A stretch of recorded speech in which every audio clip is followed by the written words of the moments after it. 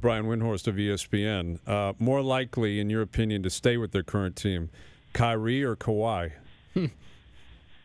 Yeah. You know, it's funny with I don't know the answer.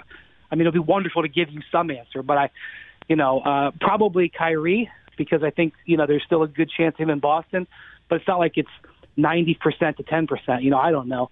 I think the interesting thing about the Raptors is that they have operated this season with a certain amount of uncertainty.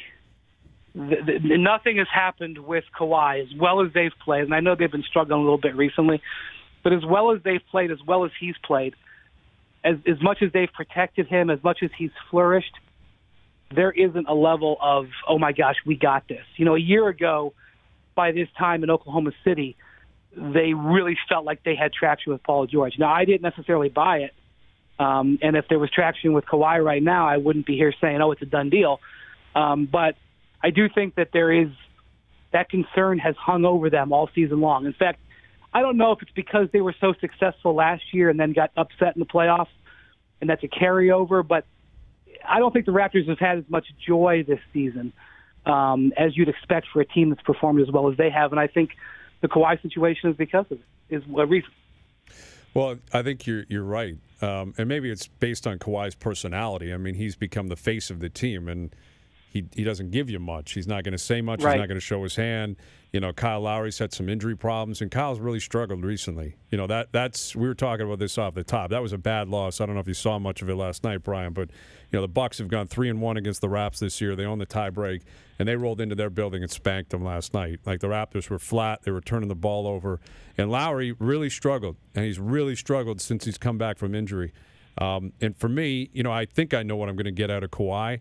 Pascal Siakam's been outstanding for them. You got a new coach, but Nurse is only going to do so much. Really, the one carryover, this was a three-pack for years where it was Casey, DeMar, and Kyle. The first two are gone. The last one's still here, and I don't picture Kyle Lowry morphing into this clutch player come the playoffs. And if he doesn't turn into that, how much difference is this run going to be in the spring? Well, that was really the point of getting Danny Green and Kawhi, was to buy insurance on that, because that was a problem for Kyle and DeMar. I mean, I've attended dozens of Raptors playoff games the last 3 years.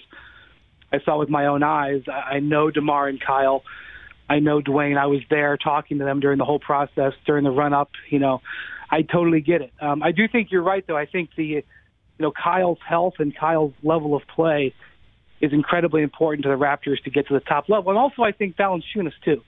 That's not nothing. One of the reasons why they were so successful early in the season was they had a real nice balance that Nick Nurse developed between Serge and Jonas, and I do think that not having him for this big stretch made the difference too. But obviously they got to get Kyle better. But I do feel that one of the big differences in the Raptors this year is their options down the stretch of games, and I'm going to include Siakam in that.